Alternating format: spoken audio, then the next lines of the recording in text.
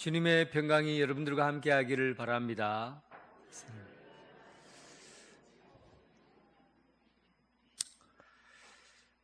저는 소설책 읽는 것을 참 좋아했습니다.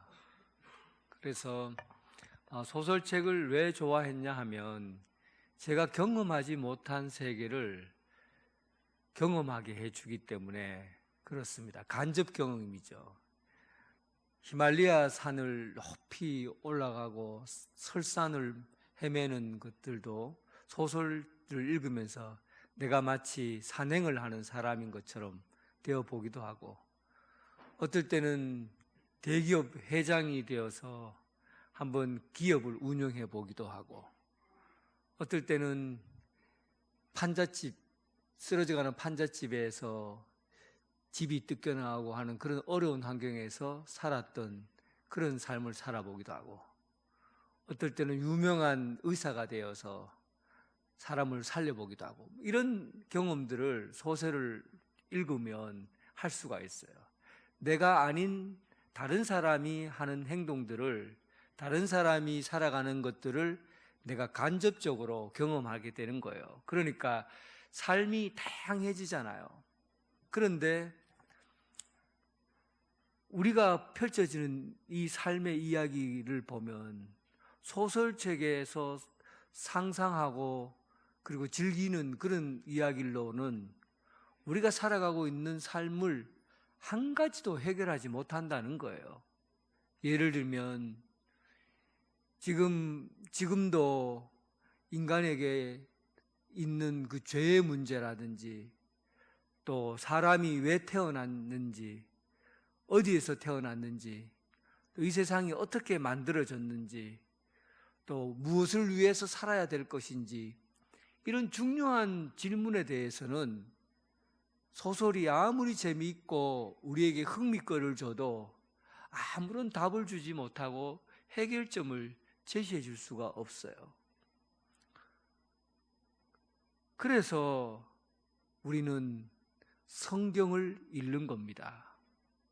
성경은 소설처럼 재미가 있고 흥미가 있고 다양한 삶을 경험해 주는 그런 책이 아니라, 하나님의 말씀인 성경은 우리가 겪고 있는 이 근본적인 문제를 눈으로 보게 하고 알게 하고, 그리고 지금도 그 일을 경험하게 하고 만나게 하고 살아가게 하기 때문에 성경을 보는 거예요. 그래서 여러분, 성경책은 그냥 우리가 여러 번 많이 읽고 통독하고 그것으로 그쳐서는 안 돼요.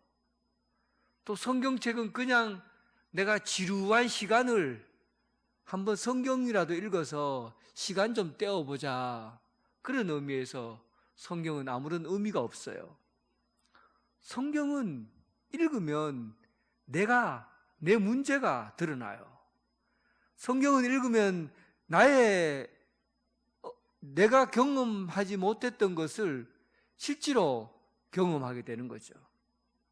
그래서 우리는 하나님의 말씀인 성경을 읽으면서 우리 자신의 문제를 해결해 가고, 또 하나님으로부터 우리에게 주어진 그 약속과 말씀을 지켜나갈 수가 있게 되는 겁니다. 오늘은 이 세상에서 도저히 발견할 수 없고 찾을 수 없고 해결점을 찾을 수 없는 죄의 문제를 보려고 해요. 과학자들이 아무리 뛰어나고 또 세상에 AI가 아무리 뛰어나다고 해도 죄가 어디서부터 들어왔는지, 또 이 죄가 어떻게 우리 인간에게 작용하고 있는지, 또 이 죄는 지금도 우리 삶을 주장하고 있고 움직이고 있는데 어떻게 우리의 삶을 지금 움직이고 있는지, 이 문제에 대해서는 해결점을 찾을 수가 없어요. 이 문제에 대해서는 찾아낼 수 없어요. 오직 성경, 하나님께서 우리에게 계시해 주신 하나님의 말씀 안에서만 죄의 문제를 발견하고 알 수가 있는 겁니다.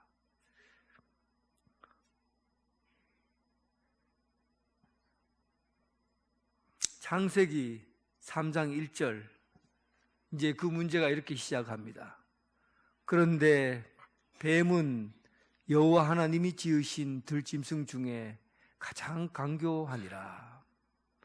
그런데 뱀은, 이렇게 시작하죠. 그런데 뱀은. 그런데라고 하는 것은 그 앞부분에는 뱀이 나타나기 전에 그 앞부분의 상황이 어떠했는지를 축약해서 설명해 주는 거예요. 그런데니까 뱀이 나타나기 전에 그 앞에는 죄의 문제를 다루고 있지 않는 거죠. 그리고 이 에덴 동산에 관한 이야기, 하나님의 사람을 만들고 또 하나님께서 그에게 숨을 불어넣어서 참된 인간이 되게 했던 이야기, 에덴 동산을 하나님의 사람으로 인해서 잘 다스리고 가꾸라고 한 이야기가 그 앞부분에 나와 있다는 겁니다. 에덴 동산은 큰 기쁨이라는 뜻을 갖고 있어요. 그러니까 에덴 동산은 하나님께서 아담과 하와를 불러서 세워놓은 곳인데, 그것은 악한 그늘이었고 슬픔이었고 고통이었고 아픔이었고, 또 그곳에서는 놀라운 하나님의 평강과 사랑과 기쁨이 넘치는 곳이에요. 그 에덴 동산이 분위기가 살짝 바뀌려고 합니다. 어떤 분위기로 바뀌어갑니까?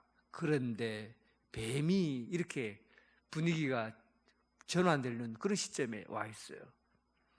뱀이 도대체 무엇인데,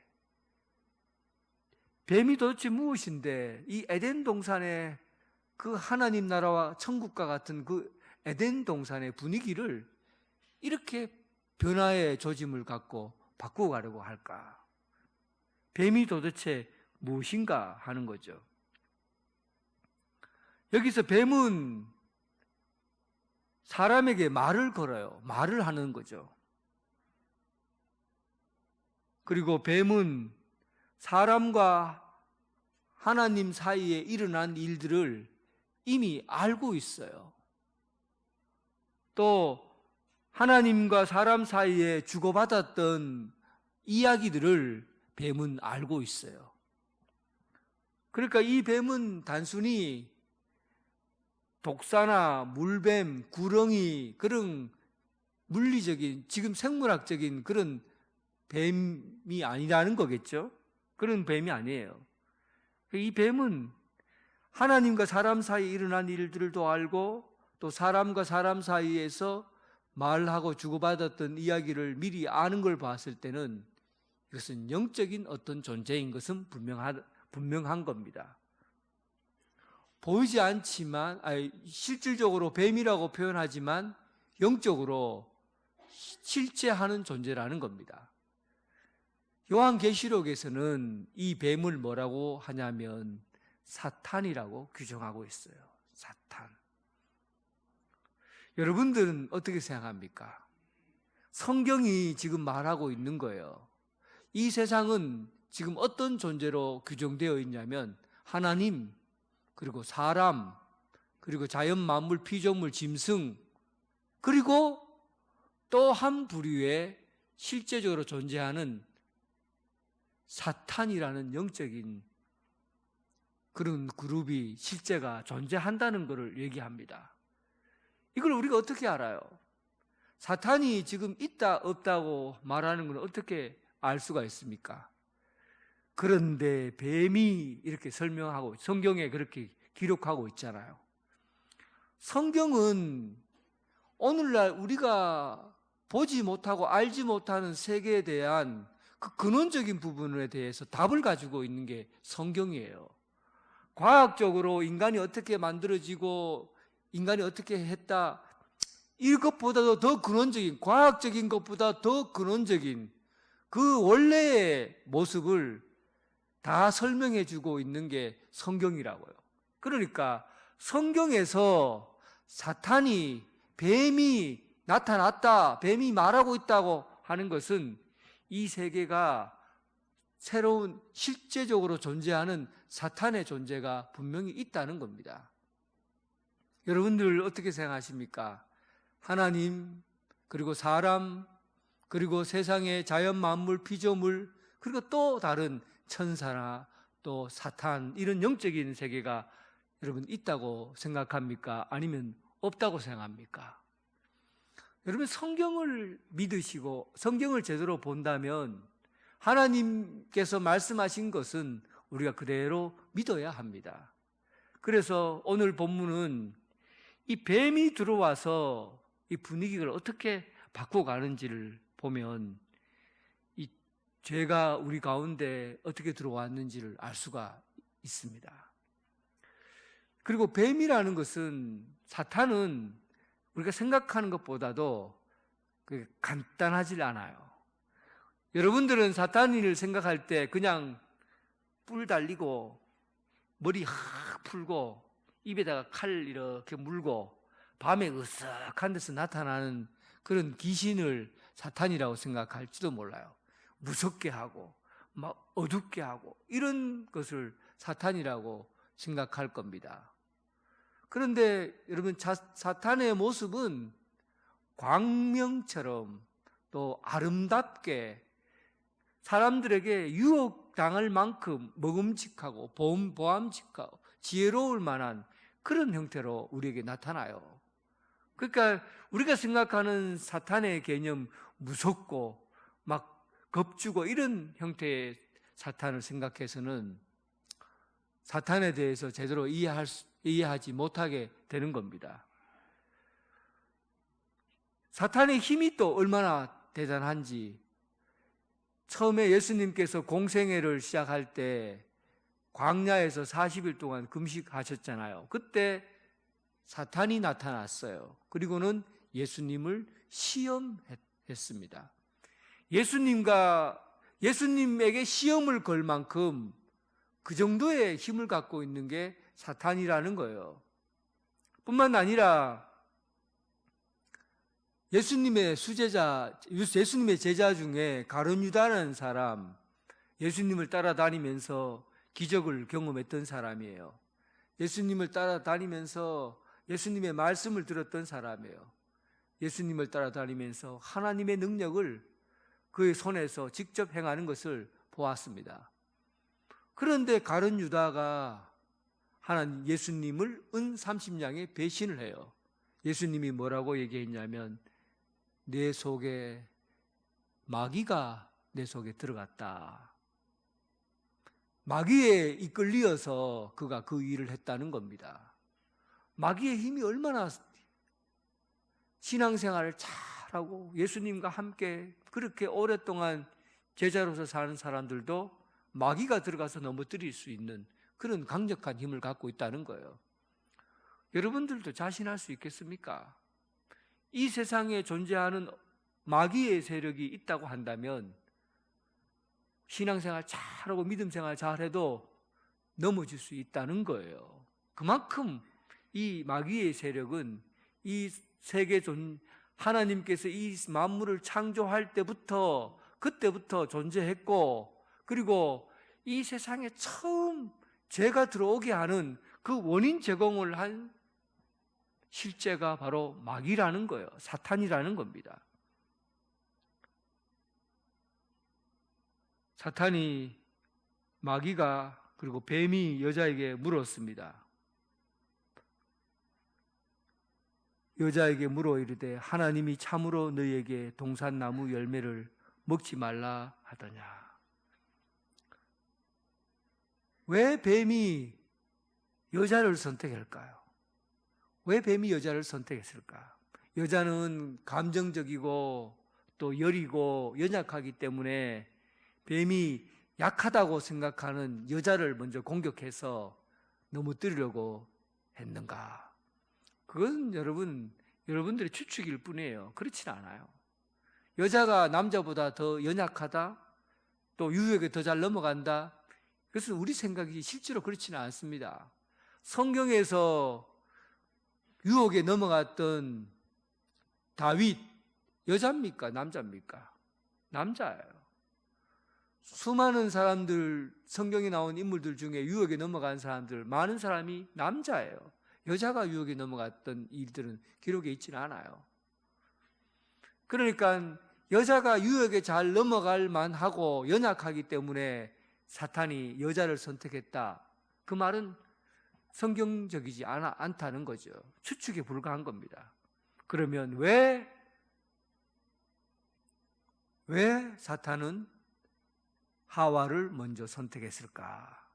그것은 하나님의 말씀을 직접 들은 사람이 아담이었고, 하나님의 말씀을 간접적으로 하와에게 말씀을 전한 사람이 아담이었기 때문에 하나님의 말씀을 직접 들었던 아담에게 접근하지 않고 간접적으로 말을 거쳐서 들은 하와에게서 약점이 있다고 본 겁니다. 그러니까 뱀은 사람에게 표적을 삼을 때 가장 접근하기 쉬운 사람이 누구냐면 하나님의 말씀으로부터 멀리 떨어진 사람, 하나님 말씀으로부터 가까이 있는 사람은 접근하기 어려워요. 그런데 하나님의 말씀으로부터 멀리 떨어져 있는 사람은 접근하기가 쉬운 겁니다.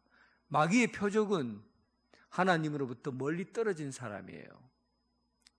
하나님과 가까이에서 말씀을 들었던 아담은 그에게 접근하기 쉽지 말씀을 가지고 있었기 때문에 그 아담에게 하나님께서 직접 말씀을 전했기 때문에 그 말씀을 그대로 간직하고 있다고 생각했어요. 그런데 아담으로부터 들었던 하와는 하나님 말씀으로부터 멀리 떨어져 있는, 한 걸음 떨어져 있는 이기 때문에 그를 공략하기가 쉬웠던 겁니다. 지금도 마찬가지겠죠. 하나님의 사람을 흔들어 놓으려고 하면 말씀에 관심이 없고 말씀을 들어도 흘려버리고 하나님의 말씀이 내 삶을 움직여가고 주관해가는 사람이 아니라 하나님의 말씀을 귀로 듣고 다르게 해석하고 자기 마음대로 생각했던 그런 사람에게 사탄은 공격 대상이 되는 겁니다. 표적을 삼는 거예요. 여러분들이 흔들리고 그리고 유혹당하고 무너질 때는 언제냐면 하나님의 말씀으로부터 멀어져 있을 때입니다. 하나님의 말씀을 가까이 하시기 바랍니다. 하나님의 말씀을 가까이 하시기 바랍니다. 이 하나님의 말씀을 가까이 할 때만 우리가 든든하게 말씀 안에서 이 세상 가운데 믿음을 지켜나갈 수가 있게 됩니다. 사탄이 구체적으로 이 하와에게 어떤 작업을 하는지 그의 사탄의 기술을 한번 볼 필요가 있어요. 처음 이 죄가 우리 이 세계에 들어오게 될 때는 그 깨끗하고 순결한 그 아담과 하와에게 그 깨끗하고 순결한 아담과 하와를 물들였던, 죄로 물들일 수 있었던 그 사탄의 기술, 그게 도대체 어떤 것이었는가? 먼저 하나님의 말씀을 한번 보겠습니다. 사탄은 그렇게 물었어요. 뱀이 여자에게 물어 이르되 하나님이 참으로 너희에게 동산 모든 나무의 열매를 먹지 말라 하시더냐?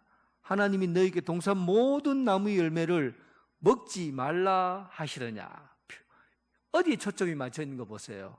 먹지 말라 하시더냐? 그러니까 여자가 뱀에게 말하되 동산나무 열매를 우리가 먹을 수 있으나 동산나무 열매는 하나님의 말씀에 너희는 먹지도 말고 중앙에 있는 나무는 먹지도 말고 만지지도 말고 그리고 이거 먹으면 너희가 죽을까 하노라. 이렇게 얘기를 한 겁니다. 사탄이요 말의 기술이 뛰어납니다. 굉장히 영리하고 지혜로워요. 사탄이 여러분 무섭고 어리한 게 아닙니다. 굉장히 예리하고 날카롭고 지적이에요. 어느 정도까지냐면 말을 이끌어가는 걸 한번 보세요. 하나님이 이 많은 것들을 중에서 이 많은 것들을 먹지 말라고 하더냐, 먹지 말라고 하는 금지 명령에 먹지 말라라는 금지 명령에 초점을 맞추고 유도해 나가는 겁니다. 그러자 하와는 아니다. 다 먹을 수 있는데 저 중앙에 있는 나무만은 먹지 말라고 하더라. 먹지도 말고 만지지도 말라고 했다. 하나님께서는 그들에게 금지 명령을 먼저 내린 것이 아니에요. 이 에덴 동산에 있는 생명나무, 이 에덴 동산에 있는 모든 나무를 너희가 마음대로 먹고 마음대로 즐겁게 살아라. 그리고 그것을 잘 돌보고 가꾸어라. 그게 하나님의 명령이었어요. 생명수, 그 네 줄기 강물이 흐르는 그곳에서 사시사철 열매를 맺고, 그리고 먹고 사는데 아무런 지장이 없고 건강의 문제라 어떤 것도 두려움과 걱정이 없는 그런 곳에서 하나님께서 베푸르신 은혜와 복을 누리며 살면 돼요. 그러나 단 한 가지 저기 있는 금지된 나무 열매는 먹지 말라.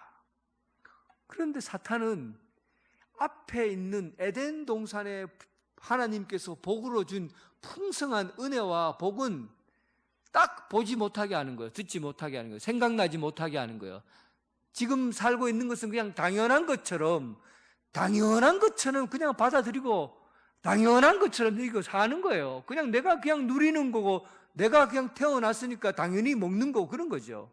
그런데 그 당연한 것이 아닌 그 특별한 왜 한 가지를 못하게 하느냐는 겁니다. 의심을 불러일으키는 거죠. 금지된 것들을 통해서 하나님을 의심하게 하는 겁니다. 여기에 죄가 들어오게 된 겁니다. 하나님의 은혜를 보지 못하고 하나님의 은혜를 그냥 당연한 것처럼 생각하고 내 삶에서 부족하고 내 삶에서 한계가 있는 것 같고 내가 다른 사람에게 뭔가 한 가지 뭔가 어려움이 있는 것 같고 거기에 부정적인 것에 초점을 맞추게 한 겁니다. 신약 성경에 왕에게 어떤 사람이 빚을 그냥 우리나라 돈으로 환산해서 그냥 한 100억 정도 빚을 졌어요. 평생 갚아도 대대 자손 갚아도 100억을 갚을 수가 없잖아요. 그런데 하나님 그 왕이 그의 재산을 그냥 한 푼도 받지 않고 탕감을 해줬어요. 이자도 받지 않고 다 탕감해줬어요. 그런데 이 사람이 길을 가다가 자기 있는데 100만 원 빚진 사람을 보더니만 눈이 확 뒤집어진 거예요. 그리고는 그 맥살을 잡고 이놈 네가 이 돈이 어떤 돈인 줄 알고 빚을 안 갚고 있노 하고는 맥살을 잡고는 이리저리 흔들고 감옥에 집어넣어 버리는 거예요. 그 왕이 그 과정을 보고 분노했어요. 분노하고 그 녀석을 당장 감옥에 잡아넣으라고 말한 거죠. 이 이야기가 우리들의 이야기입니다. 오늘 하와가 경험하고 있는 이야기가 우리들의 이야기예요. 하나님께서 우리에게 은혜를 주셨어요. 그 은혜가 얼마나 큰 은혜인지 감당을 못하는 은혜입니다. 하나님의 아들 예수 그리스도를 이 땅에 보내셨어요. 누구 때문에? 여러분들과 제가 지은 죄 때문에 그 죄를 탕감하기 위해서 하나님의 아들이신 예수 그리스도를 이 땅에 보내셔서 예수님을 십자가에 못 박아 죽이셨어요. 누구를 위해서? 우리를 위해서. 그런데 우리는 하나님께서 베푸신 십자가의 은혜를 당연하게 여기는 거예요. 그냥 내가 그냥 먹고 살고 하는 밥 먹는 것처럼 잠자는 것처럼 그냥 일상에서 일어나는 어떤 사건처럼 당연하게 여기는 거예요. 하나님의 은혜가 은혜로 느껴지질 않는 거예요. 감사하지 않는 거예요. 하나님께서 베푸신 은혜를 싹 잊어버리고 사는 거예요. 그리고는 내 눈앞에 있는 당장에 무슨 속상하는 말 한마디 했다고, 그리고 무슨 내 앞에 내가 좀 불편한 일을 경험했다고 그거 하나 가지고는 죽이네 살리네 하고 나를 이렇게 대우해 주냐, 내가 이 정도밖에 안 했냐 하고 다 때려치워라, 내가 이렇게 사니 내가 못 산다 하고는 그냥 탁 그렇게. 그게 여러분 우리들의 모습이라고요. 죄가 어떨 때 들어온 겁니까? 하나님의 은혜를 당연하게 여기고 내게 주어진 속상한 일, 나를 내 일을 못하게 하고 금지하고 아주 그런 사소하고 작은 일 하나를 크게 받아들이는 그런 일로 죄가 들어온 거예요. 사랑하는 성도 여러분, 하나님의 은혜가 당연한 겁니까?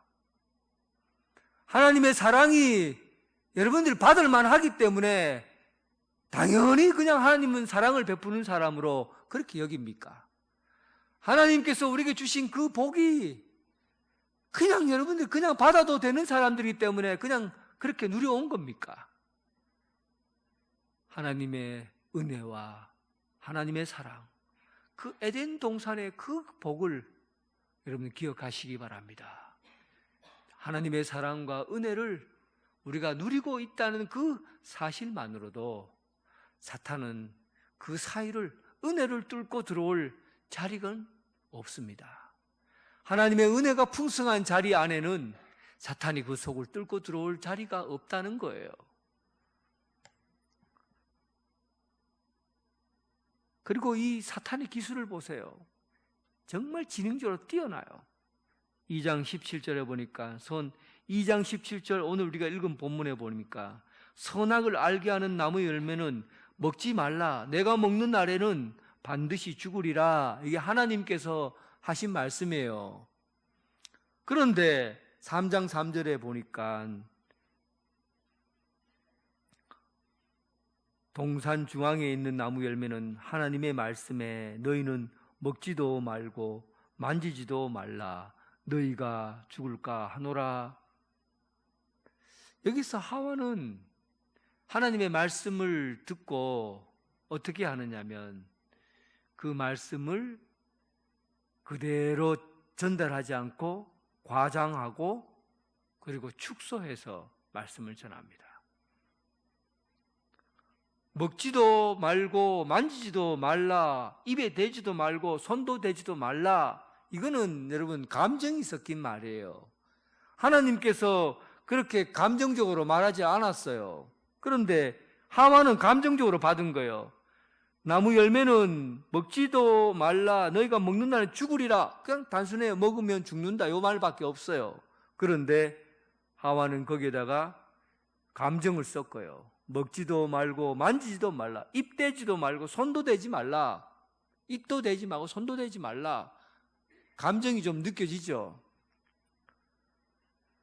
집에서도 마찬가지예요. 여러분, 우리가 예를 들면 내가 이빨을 닦다가 이빨을 닦다가 칫솔질 하다가 이렇게 제자리에 놔두지 않고 그렇게 나왔다고 생각해 봐요. 제가 그런 게 아니에요. 하여튼 나왔어요. 그러면 사람들이 보고는 칫솔 좀 제자리에 꽂아 넣으세요. 그러면 되잖아요. 그런데 감정을 더 붙이는 거죠. 칫솔을 제자리에 꽂아 놓는 것도 못하니까 당신이 이 사람 저 사람에게 휘둘리는 거야. 여러분, 이런 말을 보세요. 칫솔을 제자리에 꽂아 놓으라 하면 그게 팩트예요. 그것만 하면 돼요. 그런데 사람은 과장시키거나 축소시켜버려요.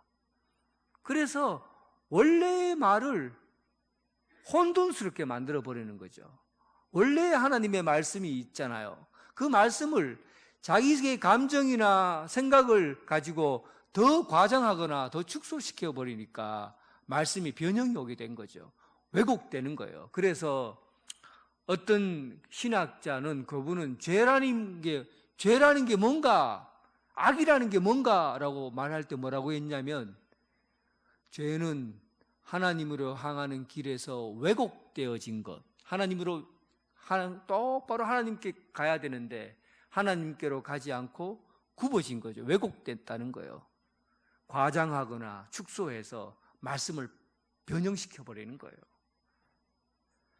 결국 죄는 하나님께서 우리에게 전달해 주신 그 말씀을 말씀대로 받고 말씀대로 사는 것이, 하나님의 말씀에 순종하는 것이 우리가 하나님 의로운 삶인데, 죄는 하나님의 말씀을 듣고 그 말씀을 살짝 바꾸어 놓는 거죠. 고기를 살짝 바꾸어 놓는 거죠. 그러면서 하나님의 말씀이 다른 방향으로 가도록 만들어 버리는 거예요. 그래서 결국은 하나님의 말씀에 순종하지 않고 불순종하게 돼요. 이로 인해서 죄가 들어왔다. 성경은 그렇게 얘기합니다. 로마서에서는 아담과 하와로 말미암아 죄가 들어왔다고 그래요. 죄가 들어온 것은 하나님께서 말씀하신 것을 그대로 지키고 따라야 되는데, 자기 감정대로 말씀을 해석하고 자기 생각대로 말씀을 바꾸어서, 그리고는 자기 좋은 대로 행동하고 하니까 결국은 하나님의 말씀을 따른다고 하지만 결국은 불순종하는 결과에 이르게 된 겁니다. 여러분, 이 본문을 통해서 우리가 알아야 될 게 있어요. 지금도 사탄은, 지금도 뱀은 유혹한다는 사실입니다. 여러분들이 죄를 짓도록 유혹하는 거예요. 죄의 길에 빠지도록 유혹하는 거예요. 창세기에 있었던 일들은 지금도 고스란히 우리에게 존재하는 이야기들입니다. 최초의 죄가 들어왔을 때 그 흔적을 보면 지금도 고스란히 그 일이 행해지고 있는 겁니다. 여러분들이 하나님 앞에 죄를 지을 때 언제 죄를 짓느냐? 하나님의 은혜를 당연하게 여기고, 그냥 내가 하나님의 은혜를 당연하게 여기니까 사람들의 말과 사람들의 감정에 휩싸여서 은혜를 잃어버리고 신앙을 포기하고 그렇게 살아가게 되면 죄가 여러분들을 지배하게 돼요. 하나님께서 우리에게 말씀하신 그 말씀을 듣고 그대로 말씀을 듣고 아멘 하고 응답하고 말씀대로 살아야 되는데, 내 생각대로 해석하고 내 감정대로 받아들이고 내 뜻대로, 내 욕망대로 말씀을 가지고 해석하다 보니까 손대지 말아야 될 게 손대게 되는 거죠. 금지한 명령에 내 마음이 가게 되는 거죠.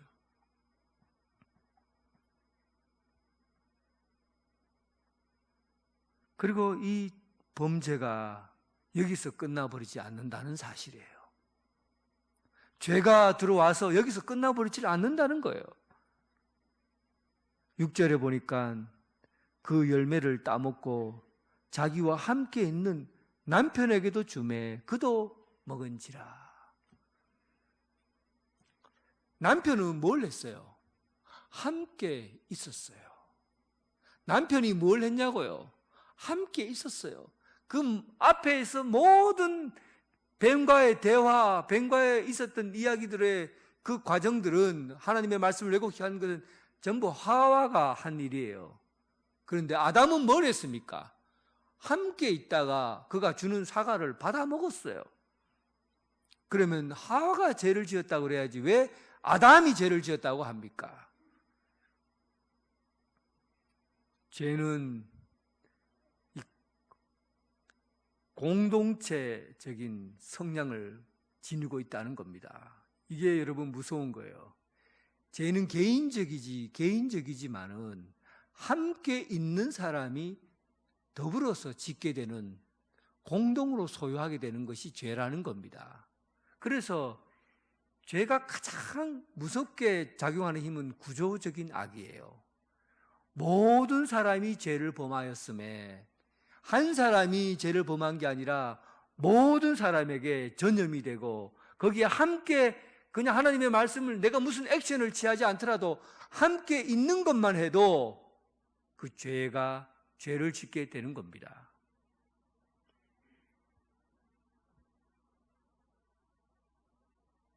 독일 히틀러가 600만 명의 유대인을 학살했어요.